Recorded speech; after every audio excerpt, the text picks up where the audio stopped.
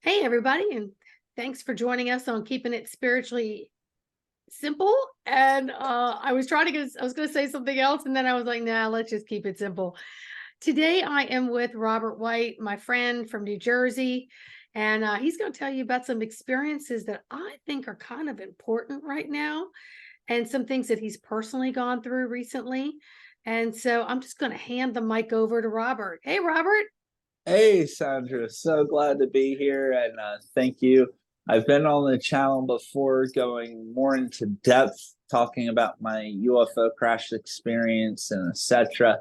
So if you haven't checked that out, make sure you check that out. And while you're scrolling through, you're going to see a lot of other amazing videos on Sandra's channel here. So make sure you hit that like button, you subscribe, and you check them out. Just a few weeks ago, she had a lot of my friends on, a whole bunch of my friends. I think you had Heidi Pop on, Laura Eisenhower, and a few others that Tony Rodriguez. Was he on here? Yeah. Yes. She's been on fire. So everyone out there, please hit that like button, subscribe to her channel. Keeping it spiritually simple. I remember one of the first times we talked. I know this ain't my story, but I want to talk about this because this is kind of how we connected. And I was one of those guys where I was doing videos. I'm like, I like to keep it simple, stupid, kiss. And she's like, she was telling me like when we say stupid, it brings a negative, vibe to it. And it's not that we're stupid or that all of you that are watching this is stupid. That's not it. And then she's like, I like to say kiss, keep it spiritually simple. I'm like, well, that's actually what I meant. I just didn't know the English word magic to manipulate what we are told to keep us in a lower frequency. I like that a lot more. And ever since she told me keep it spiritually simple, I've said it multiple times, not on her channel, but doing interviews with other people. I always give her a shout out because she's the one that Aw. taught me this. But it's just it makes sense. We don't need to be overly complicated to teach the universe and its knowledge because it's within us, and Mm. creation isn't as difficult as we think it is. It is spiritually simple, but we come into this world being taught how to complicate things. Our world is complicated for control, and keeping it spiritually simple allows us to get back to those roots and connect and try to understand our experiences. So I love that. I just wanted to give a shout out. Aw. But yeah, Thank so you. I had a UFO crash behind my yard, 1991, April 21st, around 10:18 p.m. It was covered up by the Dover Air Force Base, men wearing black suits in the Gloucester County Coast Guard. My mother was threatened if she didn't play their narrative, which was that a helicopter crashed behind her house, although according to FAA and all the military bases and local airports, no helicopter was reported missing, nor did any aircraft go down. On top of that, the UFO crash happened within 3 miles of the Salem County Hope Creek nuclear power facility, a nuclear plant, huge tower. And 1976, to give everyone some history, that became a no-fly zone within 10 nautical miles, which is actually 11.1 normal miles, is a no-fly zone under a certain height near the nuclear plant. So nothing should have been flying there to begin with, let alone exploding. And people say, well, you had a UFO explode behind your house. These beings with these advanced technologies come all the way across the universe or from hollow earth or wherever they come from. Who knows? I don't know. And they come here with these advanced technologies and they just crash. It doesn't make sense, right? Absolutely not. This thing didn't just crash. There was a beam of light or a ball of light. And for many years, I've I was told by some people within this UFO community that a lot of people listen to, and I recommend they probably wouldn't, but I'm not here. Everyone, you learn how you learn. I'm not here to judge anyone at this moment. But I had a lot of people whispering in my ear. They were positive extraterrestrials that took down that negative extraterrestrial that was behind your house. Although my mom always, growing up with my mom, and my mom was a contactee, she was an abductee, etc. And my mom always told me you have nothing to be afraid about. She always told me she was never afraid with any of her extraterrestrial contact experiences, even her hybrid program experiences. My mom was never afraid, and she said, I have nothing to worry about. And even the men in black suits that came to her house after the crash that also threatened my mother that she didn't report it as a helicopter, they would take me, her 3.5-year-old son, away if she didn't play the narrative. They also told us, these men in black suits, they would be the ones contacting the news media, your favorite shows on television, Unsolved Mystery, the show's sightings, local newspapers, the Philadelphia KYW 3-channel news. I have all this stuff documented. Okay? This is how they roll. It's called Project Mockingbird. They drop off fat suitcases worth of money to certain news networks, certain media outlets, all of your favorite shows on Travel Channel, Discovery, History Channel, anything talking about paranormal and extraterrestrial, etc. Skinwalker Ranch. you know, it's all a ploy to keep you distracted. More so, it's a ploy to plant a narrative. Just as these men in black suits and this gentleman from Dover Air Force Base planting a narrative of this was a helicopter that's went down. One thing I've learned through 33 years plus, it's been 33 years since that UFO went behind my house. Everything the government says is an alien is theirs. Anything that is theirs, they call an alien. It's, plausible deniability. The more we can deny and say we don't know, and without people are and thinking, we all know aliens are real. So when we see advanced technology by some black project flying around the sky, right? And people on the ground see it, they come in, they try to convince them they're aliens, then they get ridiculed, mocked, and made fun of for thinking it was aliens because it was really a top secret craft doing operations under the disguise of extraterrestrials. When it's actually extraterrestrials, our government has gotten other crafts and etc. and have created technologies, microwaves, supercharged photons, neutrino atoms, etc., microwaves, all these things where they've created weapons and frequency weapons, Havana syndrome, if you will, how they can attack a human being just using frequencies. They can throw these actual extraterrestrial crafts. We can take them down. For a long time, I never thought we could possibly have that technology until I learned about the recovery efforts of them collecting. And why are they shooting these actual extraterrestrials down? It's to get the information, the technologies, advanced technologies from these crafts. And, I was mistaken to think that a positive ET species shot down this thing that was behind my house that my mother was never afraid of. My mother knew the beings that were on that craft because they were the ones doing the hybrid program with her.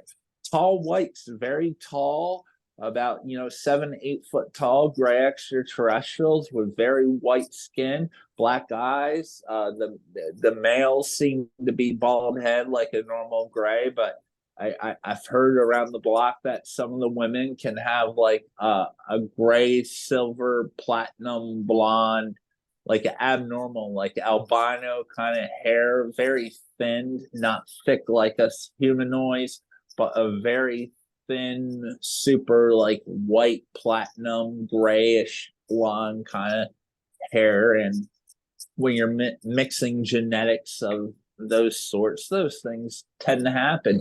But this craft was actually an extraterrestrial craft that Dover shot down. Well, Dover picked it up on the radar because they patrolled the nuclear plant. And anything within a certain radius, if it was flying over the nuclear plant, they knew about it. And the Coast Guard were the ones on the ground, throwing the tarps on the ground, waiting for the flatbed trucks to come and take the materials they had. I got news for them. They didn't gain anything because the engine of this craft completely imploded on itself. And I always wondered, like, I've never seen anything like that. And like, why would they have a fail safe? There was no fire either. After this thing exploded, even though there was a flame in the explosion, when everything hit the ground, there was no fire marks or anything like that. Which, this is not human advanced technology. Everything we have, even electronical drone, we've seen it in Ukraine and Russia. When they go down, they explode. We've seen it. We actually have this on footage. So what in the heck could implode on itself? It's a core engine implode on itself, have a mass explosion, and not cause a fire. And I always ask, why are these extraterrestrial beings, or why do they do that? And I think a big part of that is so primitive species like our military projects and our black projects don't get these technologies and reverse engineer them and make some super weapon to enslave humanity and hold us back from who we are meant to be. And just in the mainstream media, you see all this negative. Just today, I saw a Space Force advertisement with a picture. I don't know if you saw this, Sandra. It's real. If you go on Facebook, anyone with Facebook, go to Space Force on Facebook. Their new advertisement shows an astronaut fighting with an extraterrestrial, and it says, aliens aren't going to punch themselves. Join the Space Force. And I got news for you. If we go into space with a negative intention, weapon bearing, not out of peace, we will end up in pieces. Mm-hmm. And I got news for you, and some of the things going back to Washington, D.C. to kind of translate. And if everyone wants to know about the story more, Robert Earl White on YouTube, you can watch that. Also, I had an amazing interview with Sandra as well, going over the case, all the details. We're going to skip that and get right to the good stuff because it took me 33 years to get to this. But, the Space Force, and with that, that idea of we're going up there to take out anything. When I was in Washington, D.C., I got to whisper in Steven Greer's ear. And after telling him my UFO crash case, which he was really, really impressed, really blown away, his staff members, amazing people, Michael Stratt, everyone else, they're very familiar with my story. But what I told him about a family member that was a high clearance crane operator in Cape Canaveral working on a project 2 years ago, the summer, July 2020.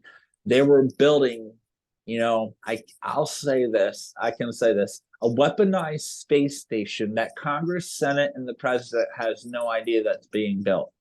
Everyone has heard about us decommissioning and taking down the old space station, but no one has heard about building of a new one. And make no mistake, I have firsthand accounts of the people that have been building it. And we will have a weaponized space station that was not voted on by the American people through the people we elect, Senate and Congress. I'm not bashing Democrats or Republicans in this. I really don't care. It's all same of the same game. It's not about that. It's about that, like, the American people, the American government, the American politicians, none of us have a say. And if we go into space as a weaponized warmongering society and species known as humanity, or if we go into space as a species, humanity, that wants to learn, be accepting, and come in peace. We are not a species that comes in peace. And I'm sorry, even some of the negative species out there that do exist, which I don't like to talk about that too much because then the military complex and the narrative they're pushing national security, but even Dracos, they'll try to be your friend to get what they need out of a situation. Even these Draco reptilians know how to, scratch your back a little bit. Now give me all that. No, we're just going up there, guns a blazing. If you're not human, we're just blasting.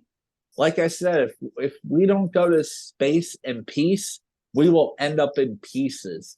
And they have allowed us to do a lot of our own thing on this planet because we're not interfering with the rest of the galaxies when we are hurting each other, judging each other, the racism, the stupidity of humanity, the awful stuff that we do and we don't know why we do it, but we do know why. We're programmed to do it. Long story short, it's okay when it's here.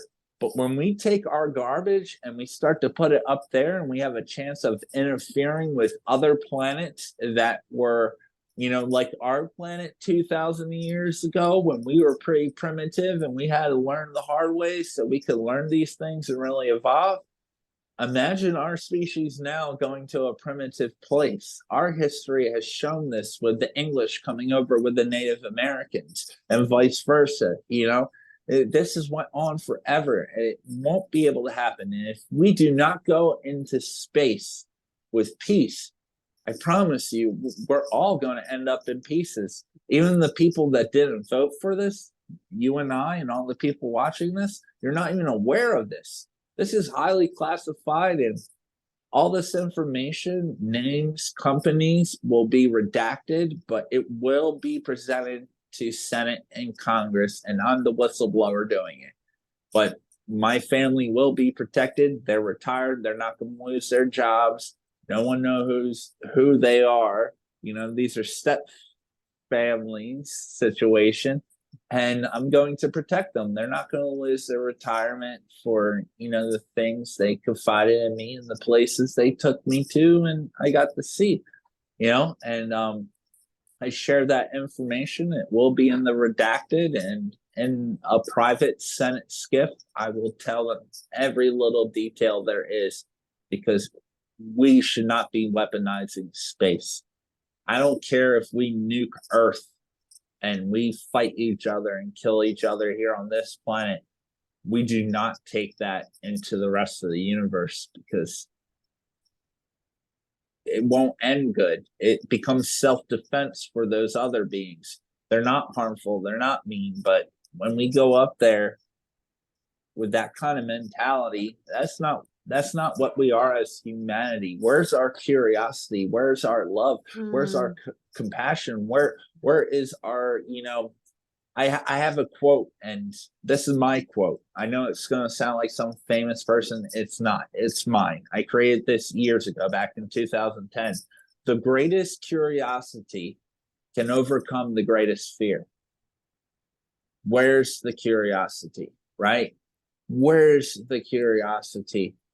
We're only showing fear to what we don't know, but the greatest curiosity can overcome any fear. Where is our curiosity? The scientists are curious. That's why they're scientists. It's wonderful to be curious because that curiosity can look past how an extraterrestrial or interdimensional being may look or act. If we are curious enough, we're able to not go on the defensive, like, I'm willing to let you zap me and dematerialize me into a million pieces and put me on your ship because I'm so curious. I want to know how the rest of the universe works. And the greatest curiosity can overcome the greatest fear. And all I got to say with that, be curious, everyone. Yeah, That's unfortunately, there's not a lot of inquisitiveness out there. I think many of it is because our imaginations are so squelched as children, depending on the parent or whoever's raising them situation.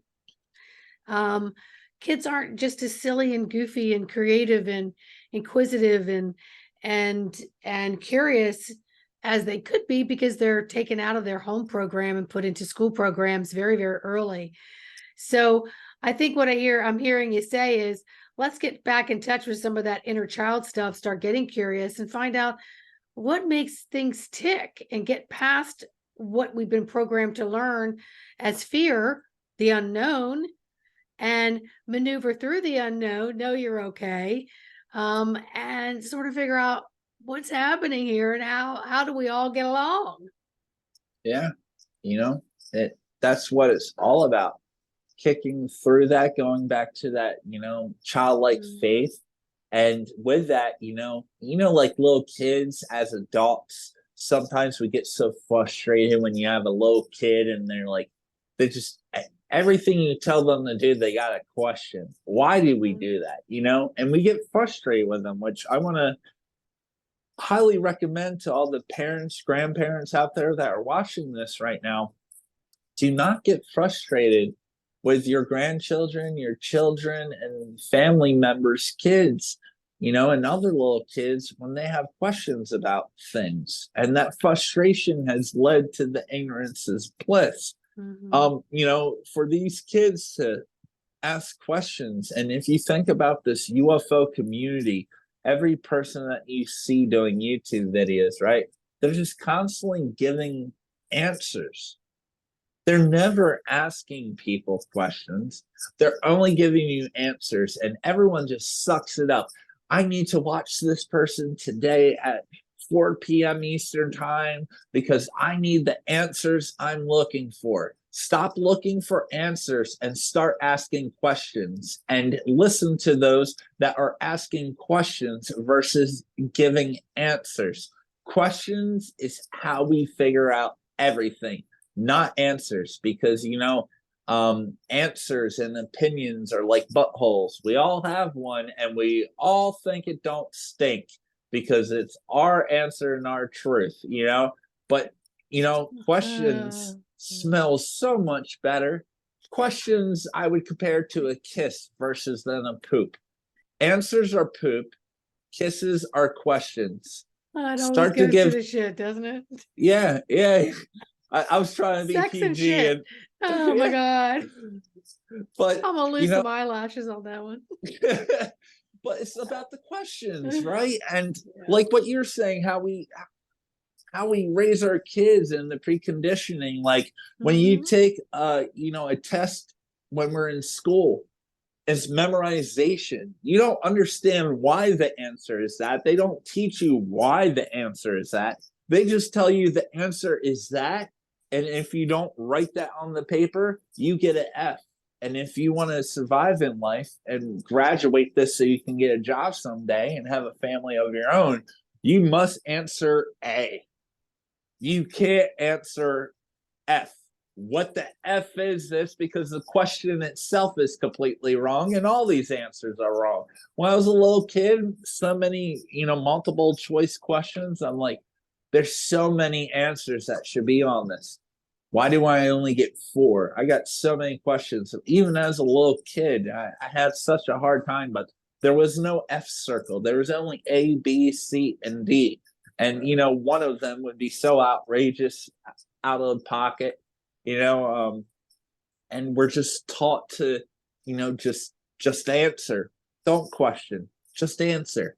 If you question, you'll fail and you'll never graduate high school. So anyone out there that has graduated high school, I got news for you. We failed because we didn't question enough, and we all fell for the same preconditioning. Sandra and myself included, and probably all.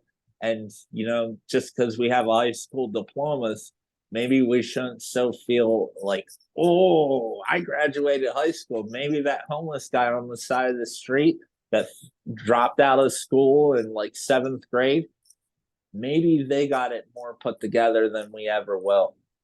Have a respect for others, because the education system is just, these days, I thought it was bad you're not much older. You're a young spring chicken, Sandra, but I'm a baby. I may have the beard. I'm a youngin, but I thought it was bad in my time. I'm sure you thought it was bad in your time, but these times seems like whatever the younger generation is, it's like, whoa, we all say the same thing. It's gotten so worse. No generation has said it's gotten better.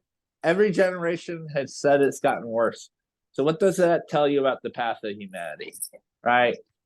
Well, we keep thinking that we're increasing technology and making things more difficult. So therefore we're advancing, but we're not advancing at all. We're actually distracting and creating more complications in between, the whole balance of it all. And so, and we're all experiencing that.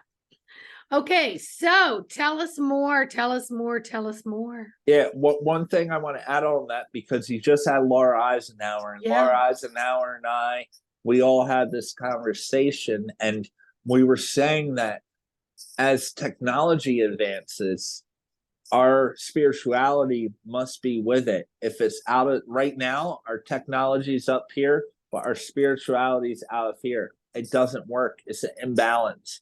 We must make sure our technology rises with our spirituality, because to have a low spirituality and to have a high technology means we don't exist anymore.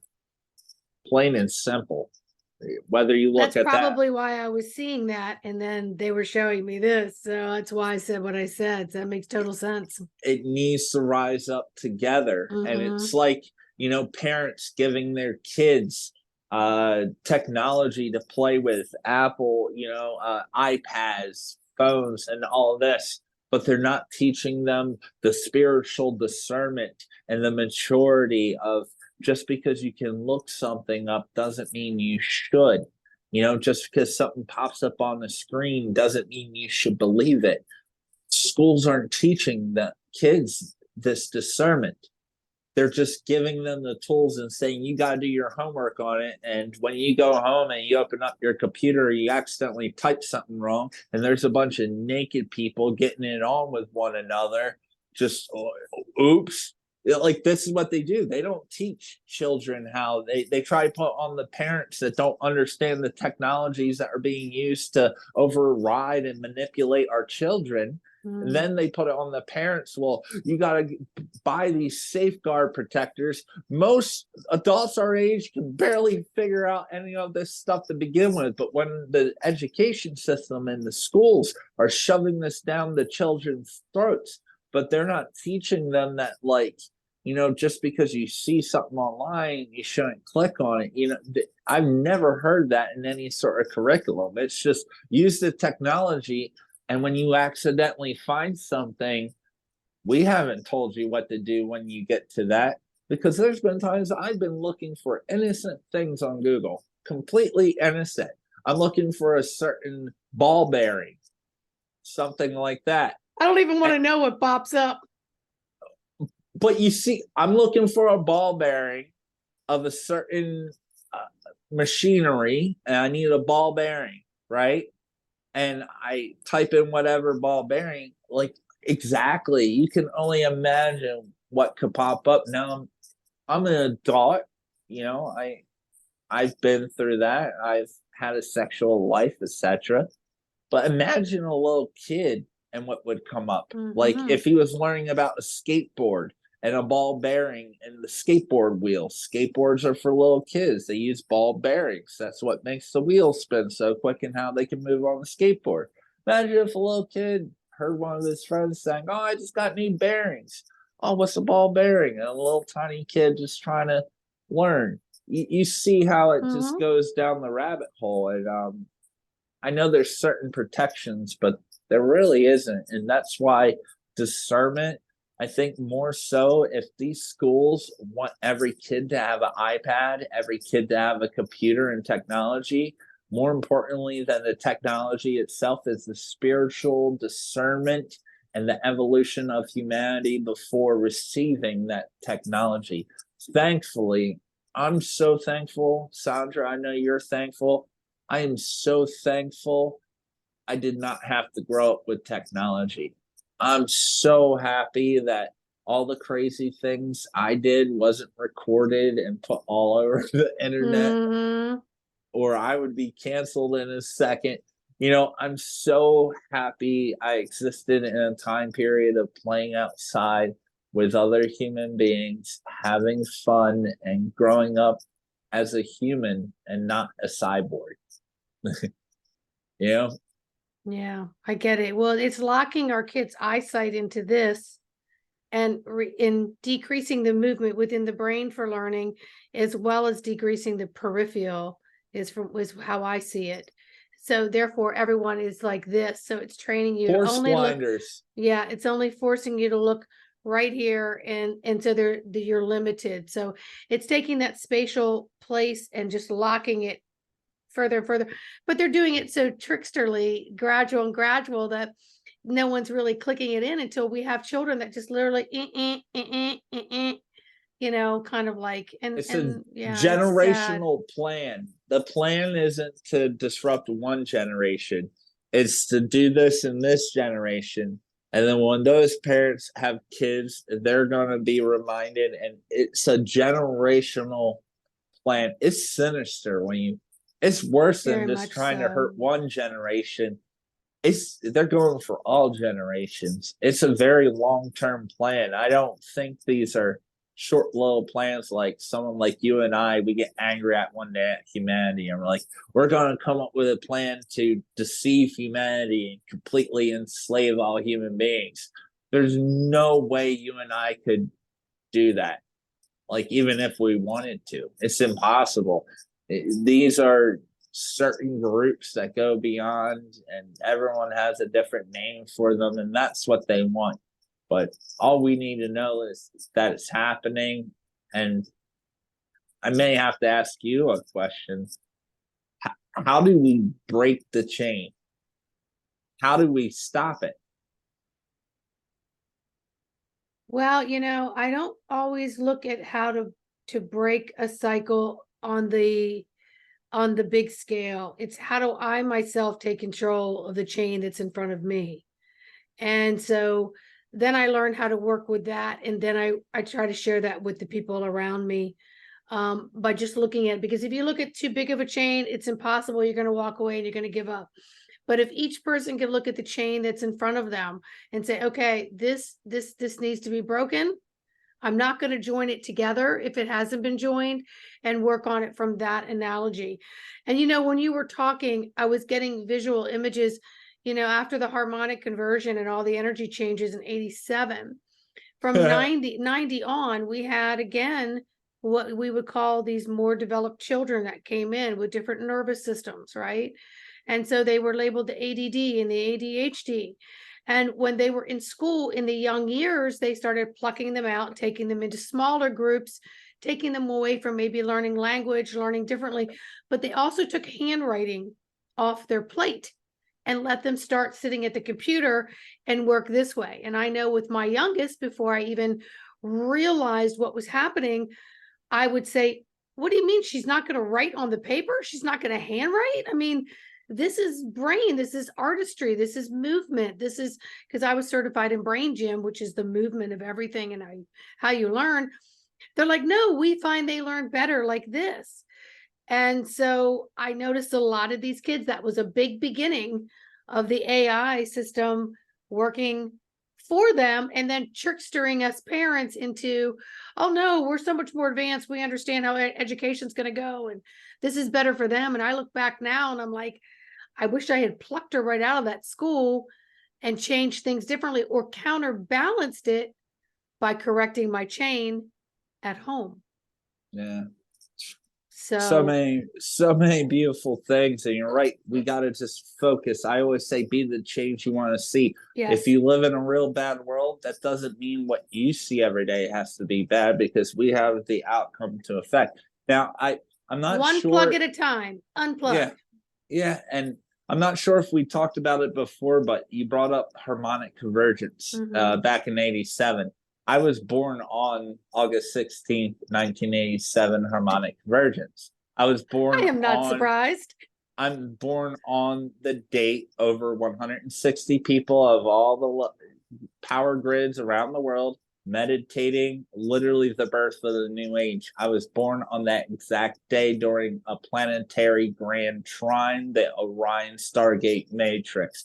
That's when I came into this world, and my mom was in the hybrid program. That's all I'm going to say about that. Whatever, not important. That's a whole other show. But what you're talking about right now, do you want to know one of the first children they did a trial with for Ritalin? because I was using my pencils in class and tapping them because I'm a musician, went on to be in a professional band. Great, I can play any instrument. I'd be in school tapping with my pencils. That's why they put me on Ritalin, that turned me into a robot. Oh, yeah, I had all straight A's, all 100s. But my mom, it tore her up to see me come home from school, do my homework. An 8, 9-year-old, 10-year-old boy come straight home from school, do his homework without being told. And all my friends would be outside in the field playing football, stuff like that. I would watch 6 o'clock news. After 6 o'clock news, I would go directly to sleep. That's what Ritalin does to these children that have came here with a hyperactive mind, which I love how they have made the terminology hyperactive. Like if you needed someone to do work for you and they're going all slow, right? They're going all slow. They take 10 hours to do something that could have been done in 30 minutes and they charge you 10 hours worth of work. Won't you be a little upset? How is a hyperactive mind something bad? It's only bad to those that have slower active minds, which was the generation trying to teach me. Goes back to what I was telling you about having the questions. And these people getting frustrated with the kids that, why do we do that? Why do we need money? Why can't I just give you this and you give me that? It really ticked off the structure. So what did they do? All these kids that were coming in at not just my time, your time, and times after and times in the future, they will always find a way to try to cut those people off, even if they can't physically do it. They will pressure them into taking pharmaceuticals designed to cut off people that are able to think way ahead. Thankfully, my family took me off Ritalin when the military said, this all goes into what you just said. The military said after the age of 14, anyone that takes Ritalin won't be allowed to go into the military. I came from a military family. I was in the ROTC, Junior Air Force Academy, etc. My family's like, oh no, we're not playing this game. They took me off of it. But why do you think the military was saying that? Because they don't want people like me that have these hyperactive minds where I can think way beyond what a normal human being can think. That's not good for those that are trying to keep humans in control. How can you control something that is able to outthink you in every possible way? And that's the ugly truth. But that was that. And it's just funny that you brought up the harmonic convergence, literally born on August 16th. Harmonic convergence took place August 16th, August 17th, 1987. Goes back to the ancient Chinese, ancient Egyptians, also the ancient Mesoamericans, Mexican, Quetzalcoatl, the Mayans, all that good stuff. And with it there was 9 hell cycles, they call them, and 13 heaven cycles. And these things would happen in cycles. The whole 2012 thing, my birthday was the 25-year countdown, because you've seen a Mayan calendar and they have all the squares. They weren't per year, they were per 25-year cycles, but not our 25-year cycles, 25 moon cycles. It was astrological, it was sun cycles and all that.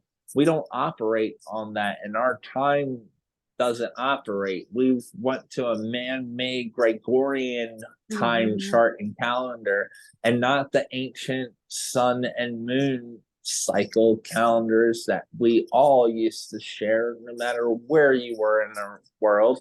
The only way we could tell what year or time it is was how the stars and how the moon and how the sun was. Now human beings just make up everything like they do with money. And there is no such thing as money. It's just made up, just like our time, just like our calendars, just like days of the week, just like every aspect of our entire reality was perfectly designed in order to control us in some shape or form or way. But on a high note, like you said, the best way to break out of that, what do we do about it? We just focus on the here and now. The Yes. here and now is the metaphorical. Focus on the chain that is around your neck and not the chain that you see going a mile off into the distance. Focus on the chain that's around our necks. Be in the here and now. And when you focus on that, you're able to do something about it, right? Yes. And then also, I was getting hits with the here and now and the chain, that's in front of you to make your own change with the chain. We've had so many hits to that chain just in our conversation just now. So anyone that's listening could go, oh, I didn't think about it that way. That cycle, and where each person's hitting the chain and eventually it's going to break. Because we have to get more and more of this information and different type of thinking, inquisitiveness, being curious, asking questions of yourself. At some point in time, we got to face the mirror, and we got to make change, or we just look at things like we can't do anything about it. And then, but there's others out here that know we can do something about it. So it's why people like you and I are right here in front of this video right now. Exactly. And as you just said, the more of us that focus, imagine that all of humanity, every single person that's watching this, you and I, we are all attached by a chain, right? We all start focusing on our own points. And the more of us that are doing that, it builds a weak spot in that chain. And the more people that are focusing on the spot that's around them, you can break one link that's on you, loosens it up for another, for them to break their link, which will loosen it up. And the more we focus on these chains around us, the more we can fracture the ginormous chains that are around Terra, planet Earth, Gaia, whatever people call it these days. I call it a rock. That's how I feel about Earth. It's just a rock that we're all stuck on. But when we focus around that, then we start to break the bigger chain. And, in DC, that's exactly what we were doing with the Greer Disclosure 2.0 event that happened. It was multiple whistleblowers, people coming together. And for the first time in my life, I actually received answers. I've been to multiple conferences. I'm not saying anything bad or good about the conferences I've been at. I've just never learned anything. I've never heard a speaker that told me something that I didn't already know. It's not their fault, but I'm on a search for questions. And for the first time in my life, and 33 years since that thing went down behind my house, I finally got the answers. I finally got to see the evidence. I finally got to see documents of why they did what they did to my family and how they cover it up. I finally got answers. It's taken me 33 years, but it was absolutely amazing. And for the first time in my life, Steven Greer and his team took my information as serious as it should be. I've been sharing it for 3 years now, done so many interviews, and some people such as yourself and others, they appreciate the value of my story. But when we got done our interview together, you didn't get 1 million views of having this groundbreaking UFO crash story. No one does. Not even the people with tons of followers and subscribers. So it doesn't matter who I talk to or what I do, even though this is such a remarkable UFO crash story. And one of the things I learned is that I'm number 122 of UFO crash retrievals. I was always under the impression that I could name all the UFO crashes around the world on my hand. It turns out I was wrong. I'm 122.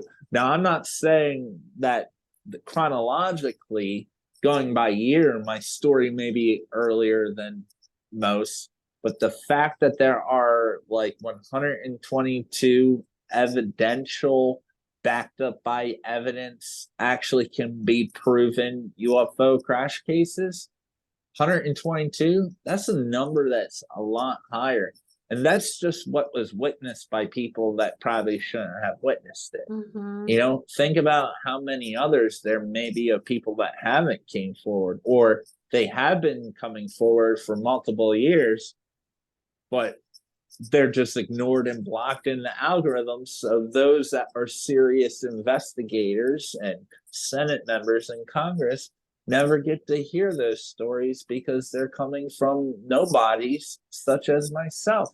I'm a nobody, and I have no problem saying I want to be nobody. That's all I've been trying to be my whole entire life. I just want to Nobody fit in is and be somebody. normal. Nobody is somebody. Nobody Exactly. is somebody to somebody.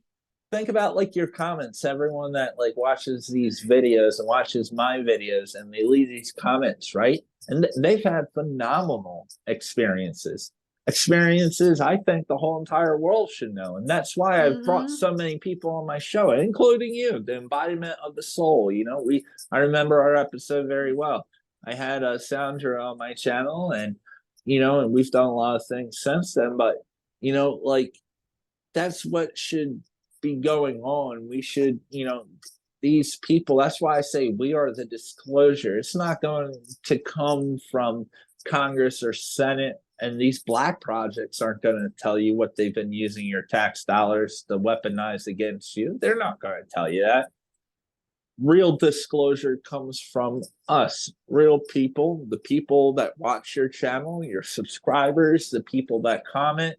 I've read, and you've read, so many amazing stories, and we're thinking to ourselves, I bet if this person had like 1 million followers or something, everyone would be so blown away, and their story would be on every news station and all that. But just because they're normal people and they got like 500 friends on Facebook, and they don't have like a social presence, and even if they do have a YouTube channel, you're still fighting algorithms and all of that. So that's why everyone, once again, that's why you got to hit the like button right now. Please subscribe to Sandra's page and make sure you share it all over, because we're up against the AI.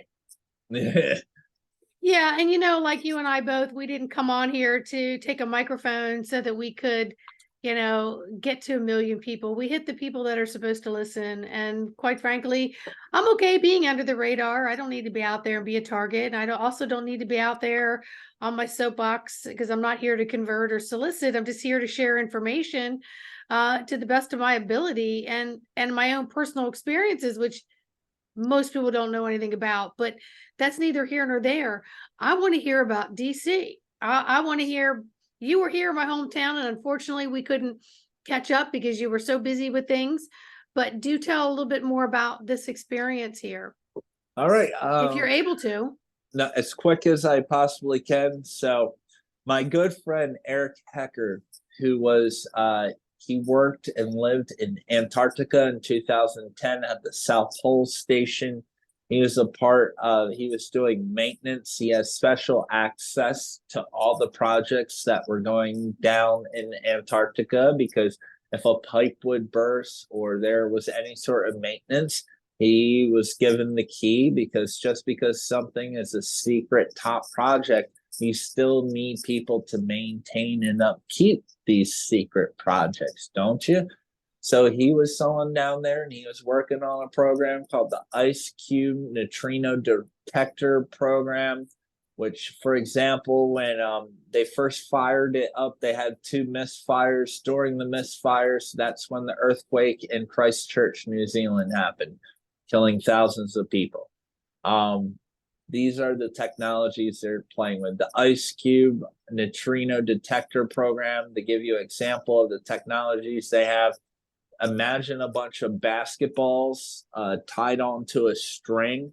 Imagine a 2-mile radius with a bunch of different lines, and, you know, a whole, you know, string of all these balls that have about like 1,000 watts, I believe he said, or more per each one. And they're detecting neutrinos. Neutrinos, it's a big word. You know, scientists have to overcomplicate everything, the stupid terminologies. Neutrinos are an energy source that pass through me and you. They can go through a planet, they can go through a core, they can go through a sun.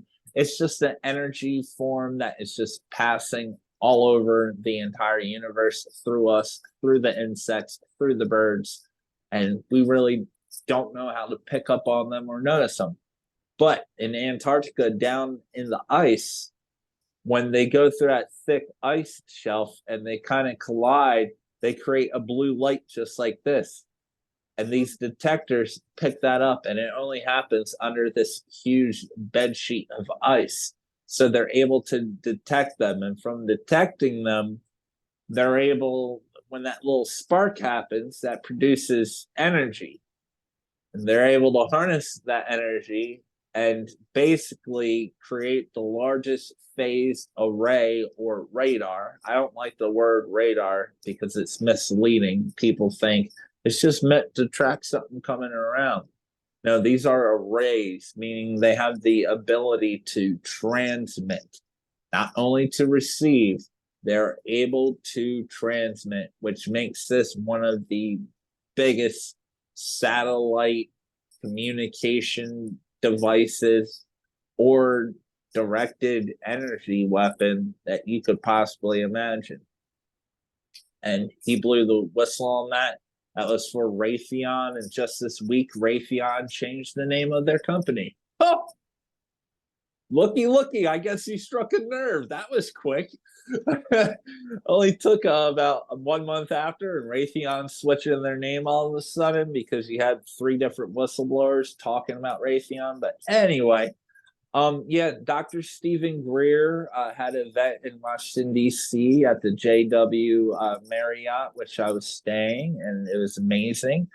And all the whistleblowers, Michael Herrera, John Warner was there, which was the son of Senator Warner. John Warner's an awesome guy. Had a great time hanging out with him.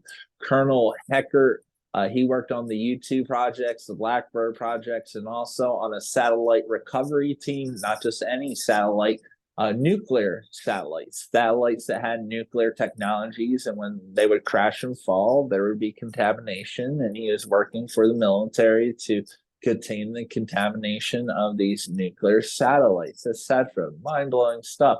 Michael Herrera, who was a Marine, he was in Indonesia after a tsunami earthquake. He went over there. Him and his platoon of 6 accidentally came across man-made one of our flying saucers sitting there. A bunch of guys in brand new Ford trucks, as white as you and I, speaking a very English dialect, American dialect, not like they were foreigners or a drug cartel.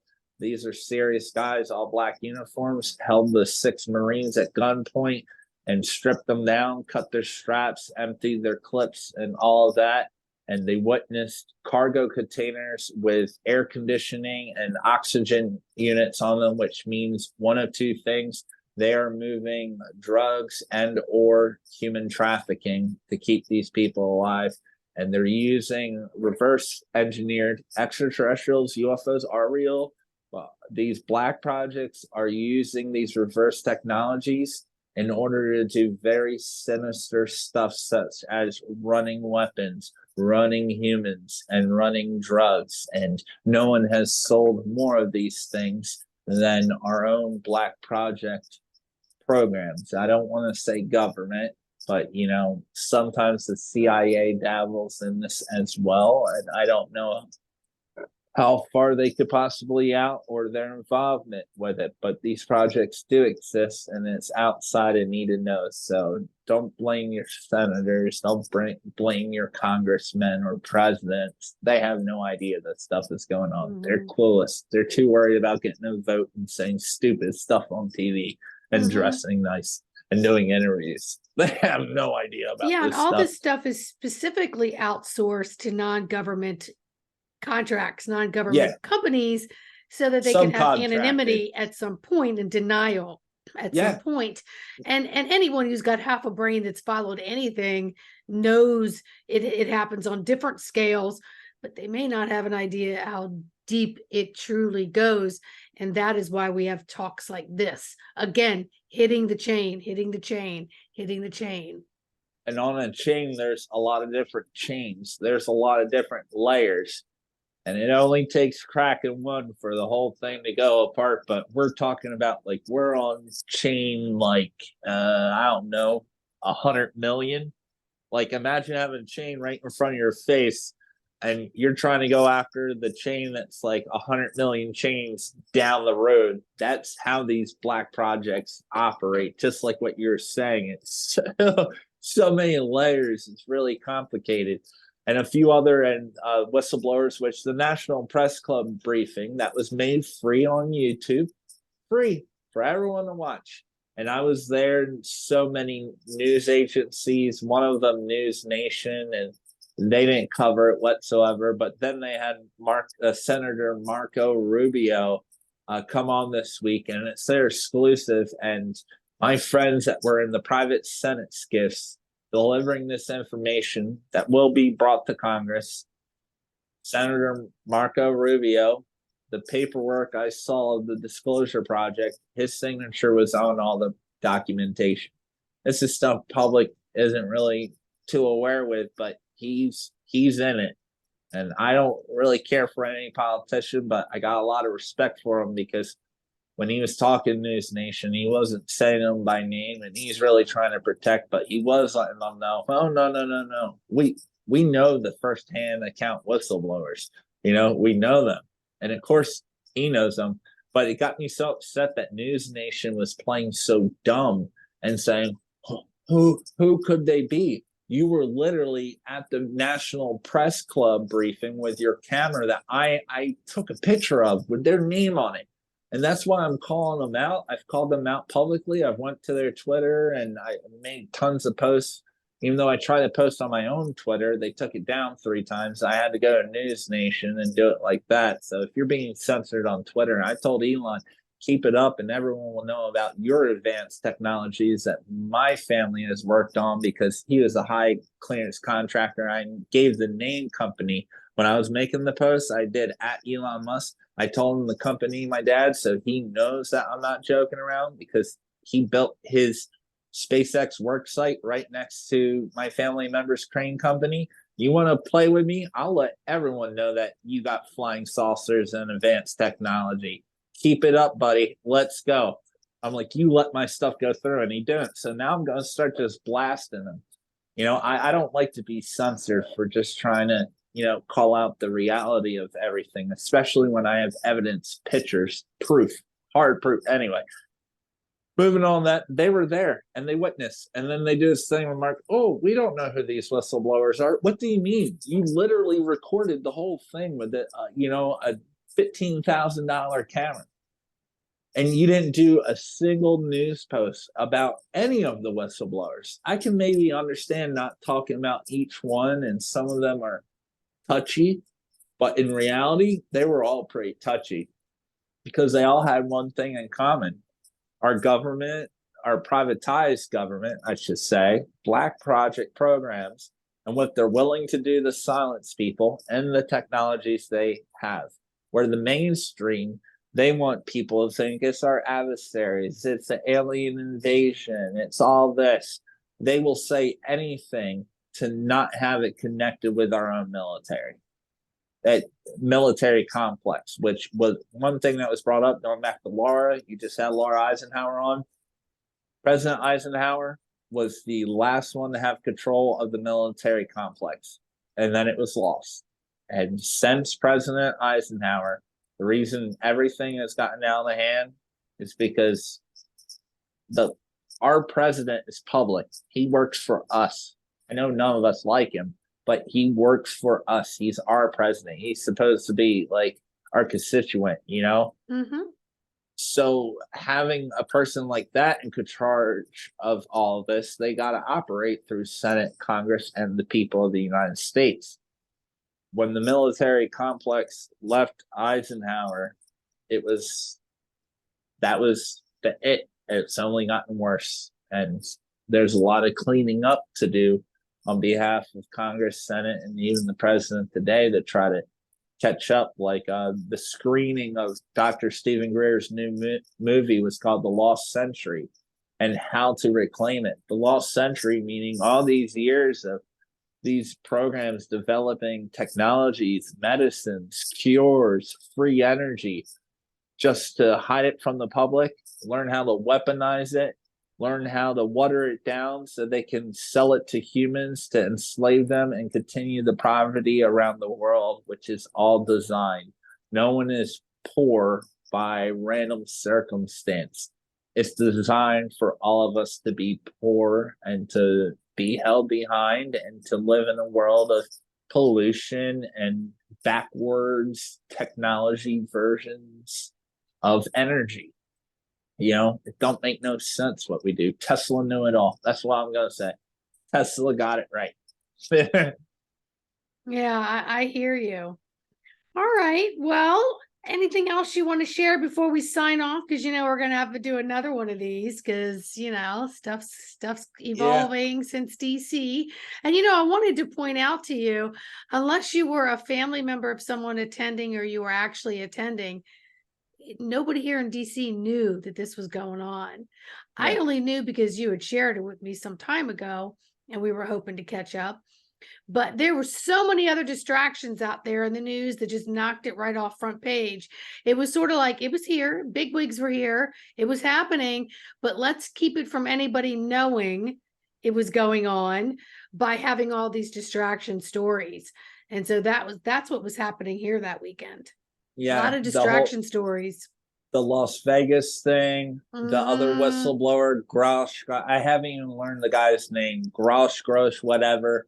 Just a third party guy that not even a first-hand experience, just coming on the news saying that he heard people in the military that have first-hand experience of non-human intelligence, that word I Mhm. brought up earlier. And that was the big distraction to keep people from the actual first-hand people. It was a distraction. On my YouTube channel, I've noticed on the few videos I did about that, I did a live. I also did a more professional video where I was showing footage. And I went into my YouTube studio and I went to uh, held for review words like comments. Certain comments get held for review. Every single positive comment about Steven Greer, nothing negative whatsoever. Oh, you got to meet Steven Greer. That must have been so cool. Steven Greer has been at this for many of years. Steven Greer's really trying to help humanity. All held for review. None of them were showing up. The word Dr. Steven Greer Yeah. is a held for review at this point. Yeah. Just like how COVID was a held for review Mhm. word. And we all know how that worked out. So all I got to say right now in this moment is, you know you're doing something right when your name becomes held for review. Yep. And Steven Greer, man, I was shocked of like who he was. I really got to hang out with him, and not just him. People that worked for him, his staff, the volunteers, everyone volunteers. Got to go out to eat with him, do a lot of different things. This wasn't like a meet and greet for me. I really got to know these people, and just Mhm. like everyone else, I have my suspicions when I see someone making movies and things like that. But Stephen Greer hasn't been on television since 2007 after being on Larry King.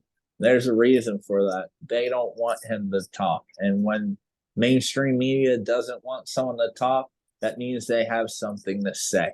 Mhm. And it comes back to that discernment. And like you said, they just blacklisted it. No one covered this story. And here I was, I was just in the heart of making history. We are holding a RICO case against Lockheed Martin, McDonnell Douglas, NASA. We're holding them with a RICO case. Racketeering, peddling influence, Mhm. organization. Like, we're charging them with crimes against humanity, and that doesn't make public news, even though there's senators and congressmen that have their signatures on the bill, and that don't make news. Everyone question why that is. That's all I got to say, and I really appreciate coming on. Thank you Oh so my much. goodness. This has been I'm gonna have to go back and listen to this because there's a lot of information here that I'm like, woo.